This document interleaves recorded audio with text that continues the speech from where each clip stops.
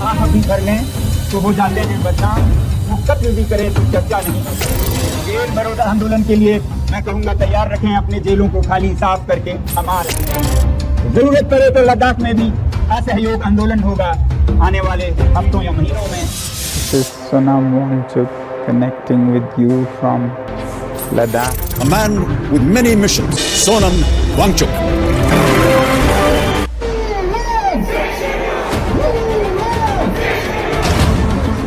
आखिर लद्दाख का मुद्दा क्या है? क्यों हजार संख्याओं में लोगों ने रास्ते में उतर आए हैं? क्यों कर रहे इतने बड़े भूख हड़ताल, वो भी फेजवाई, सिर्फ अपने यूनियन टेरिटोरी लद्दाख को बचाने के लिए? आखिर क्या है उनका गुजारिश सरकार के पास? आइए जानते हैं इस इजी टू अंडरस्टैंड वीडियो के माध्यम से।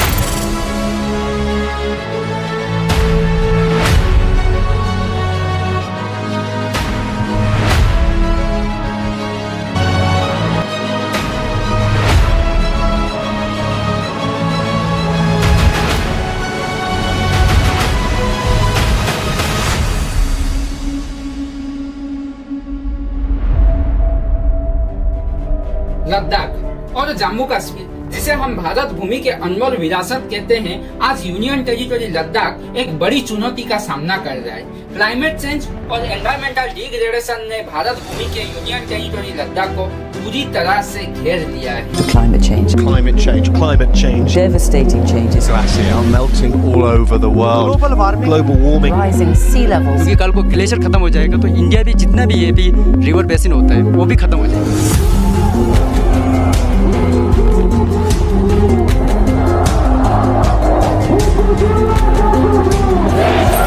ग्लेशियर्स पिघल रहे हैं, झीलों का पानी कम हो जाए, प्राकृतिक संसाधनों की कमी हो रही है, और इस सब के बीच हमारे भारत के सरकार, पॉलिटिकल और कॉर्पोरेट माफिया ने लद्दाख की लोगों की रोजी रोटी और उनकी सुरक्षा और हमारे भारत भूमि लद्दाख को छीनने की कोशिश कर रहे हैं, जो कि ये गहरा असर आने वाले भविष्यों में सारे भारतवासियों को भुगतना पड़ेगा।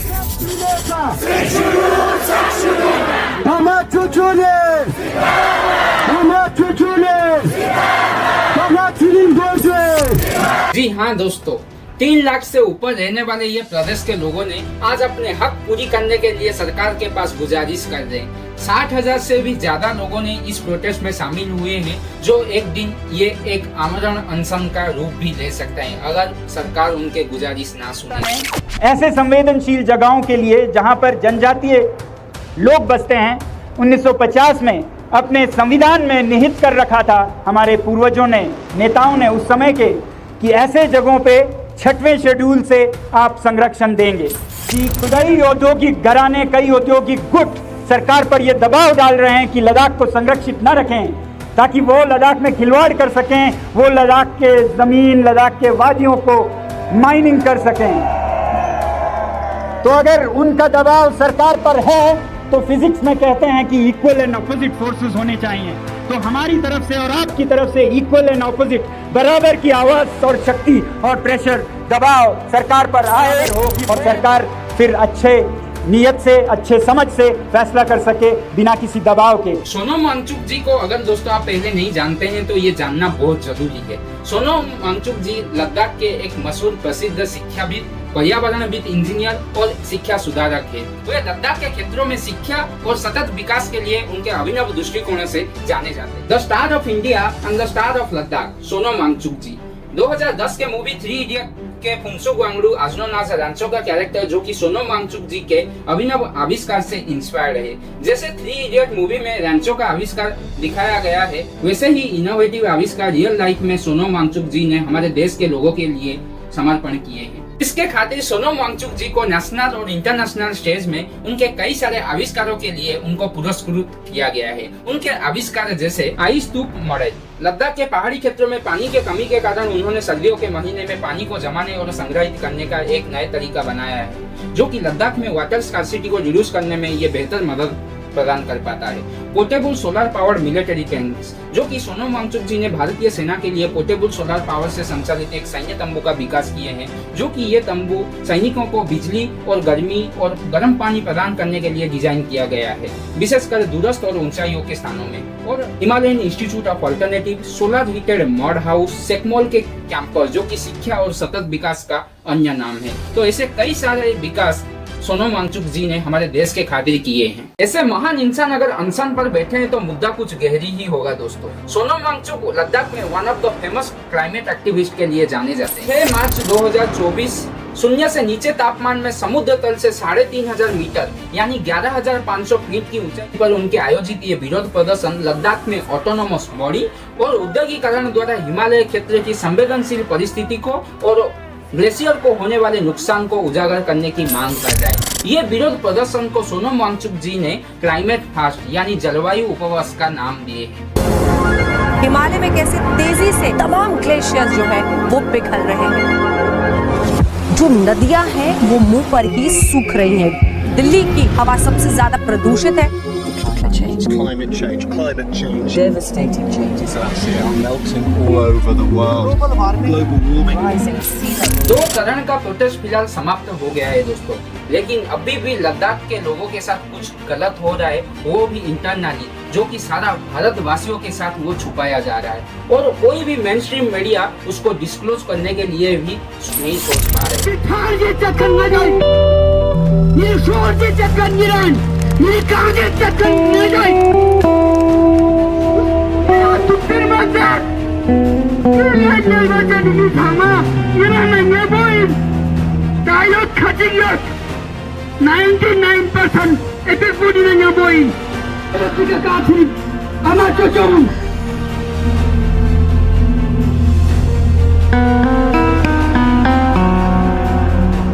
जी हाँ दोस्तों, सरकार की झूठी इरादा ने लद्दाख में रहने वाले सारे प्रवासियों को निराश करके रख दिया है।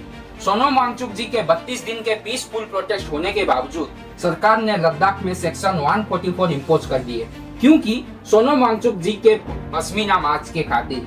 ये मार्च इसीलिए किया गया है जो कि भारत सरकार ने इंडस्ट्रियलाइजेशन के खातिर 20,000 एकड़ की ग्रेजिंग लैंड सारे लद्दाख वासियों से छीना है और उनके रोजी रोटी तक रुकवा दिए हैं। अगस्त 2019 में जम्मू और कश्मीर राज्य को 2 केंद्र शासित प्रदेशों में विभाजित किया गया, पहला जम्मू और कश्मीर और दूसरा लद्दाख। जम्मू और कश्मीर पुनर्गठन अधिनियम 2019 के तहत लद्दाख भारत का पहला केंद्र शासित प्रदेश बन गया। इस बदलाव के साथ यहाँ के लोगों की भूमि और नौकरी पर विशेष अधिकार भी समाप्त हो गया। अब लद्दाख को 4 साल होने के बाद यहाँ के लोगों ने सड़क पर उतर आकर आंदोलन जारी कर दी है और उनकी मांगे पूरी करने के लिए सरकार के पास गुजारिश कर रहे। मगर इस बार एक अनशन शुरू करने के लिए आमरण अनशन से हम चरणों में करेंगे, 21 दिन के चरणों में, जब तक हमारे लद्दाख की ये आवाज़ सुनी नहीं जाती, जब तक सरकार लद्दाख पर ध्यान न दे।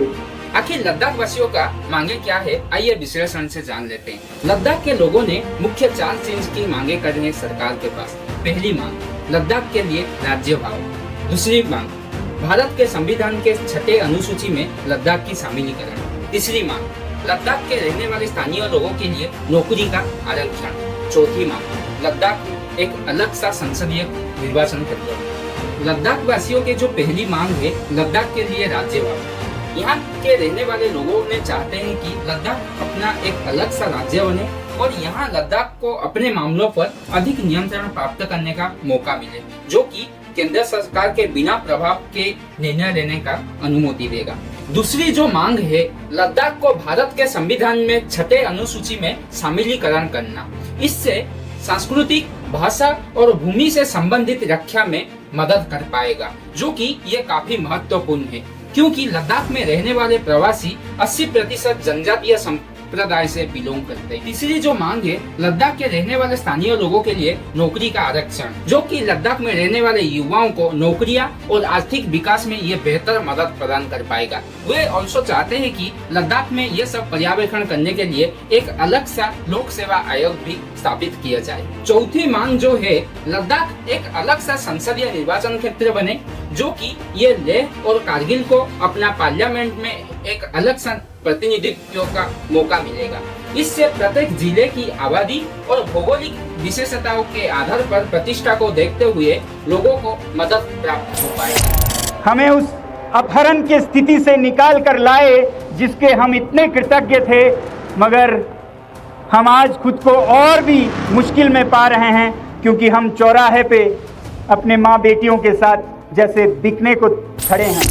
मैं मानता हूँ 370 और 35 से हटाने से घाटी का, जम्मू का, लद्दाख का भला होने वाला है और साथ अर्थ में जम्मू कश्मीर ये 370 और 35 से हटने के बाद मान्यवर भारत का अभिन्न अंग बनने वाला है। इसमें कोई उचित समय की जरूरत नहीं थी, पॉलिटिकल विल चाहिए थी। मत बैंक की राजनीति से ऊपर उठकर देश के लिए फैसला करने का जिगर चाहिए था, और वो जिगर हमारे प्रधानमंत्री नरेंद्र मोदी।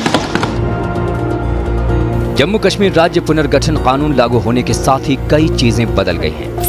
मैं आपको इसलिए कह रहा था कि हमें चौराहे पे खड़ा कर दिया, क्योंकि आज हम ऐसा महसूस करते हैं जैसे हमारे हाथ, पैर, पर सब काट के आपने खड़ा रख दिया है बिकने के लिए।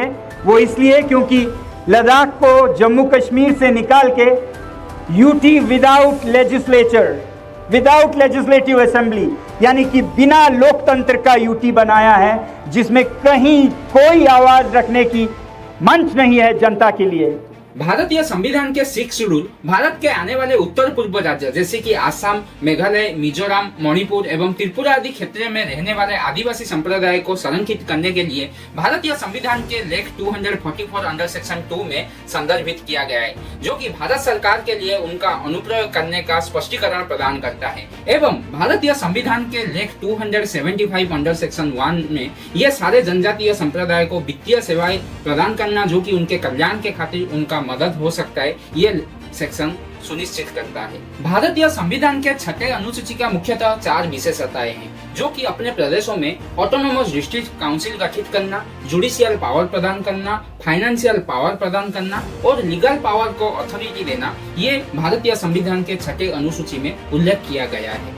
लद्दाख को भारतीय संविधान के 6 अनुसूची में शामिलीकरण करने के लिए जो आंदोलन आयोजित किया गया है, उसमें मुख्यतः अधिकांश लेह में रहने वाले बौद्धिक संप्रदाय लोग एवं कारगिल में रहने वाले मुख्यतः मुस्लिम संप्रदाय को लोगों के समूह के संगठन के द्वारा आयोजित किया गया है। वो जो संगठनों का जो नाम है, जो मुख्यतः नेतृत्व ले रहे हैं, लेह अपेक्स बॉडी, ल्याब एवं केडीए कारगिल डेमोक्रेटिक अलियंस, जो कि लद्दाख के क्षेत्रों में हितों के खातिर प्रतिनिधित्व करते हैं, और प्रसिद्ध जलवायु कार्यकर्ता सोनम वांगचुक भी ये आंदोलन में शामिल हुए हैं, जो कि लद्दाख के क्षेत्रों में शिक्षा और सतत के विकास के लिए जाने जाते हैं। एवं लद्दाख के एकमात्र सांसद जाम्यांग तेसरी नामग्याल भी ये जो आंदोलन का समर्थन किए हैं। आइए दोस्तों, हम सब साथ मिलकर लद्दाख के इस समस्या का समाधान करें। हम सब साथ आकर हमारे देश के नेताओं को जगाना होगा, जो कि पूरी तरह सोई हुई अवस्थाओं में है। हम अपने आने वाले पीढ़ी के लिए, लद्दाख के लिए और पूरे विश्व के लिए लद्दाख के इस समस्या का समाधान खोजना होगा। और मेरा सरकार से ये विनम्र गुजारिश है कि आपकी दी हुई प्रतिज्ञा एवं लद्दाख वासियों के ये 4 मांगे आप जल्द से जल्द पूरी करें। जैसे कि आपके सरकार ने सारे कॉन्फ्रेंस में बताते हैं कि आप हेडलाइन में काम करने वाला पार्टी नहीं है, आप डेडलाइन में काम करने वाला पार्टी है। मैं हेडलाइंस पर नहीं बल्कि डेडलाइन पर काम करने वाला व्यक्ति हूँ। तो मेरी ये उम्मीद है कि लद्दाख वासियों का ये मांगे आप जरूर सुनेंगे। फिर से मुलाकात होगी एक नए वीडियो में नए विषय के साथ। टिल देन टेक केयर एवं आने वाले निर्वाचन में आप सही पार्टी को वोट दीजिए, जो देश के भलाई कर सके, ना कि हमारे लोकतंत्र को समाप्त कर दे। जय हिंद, वंदे मातरम।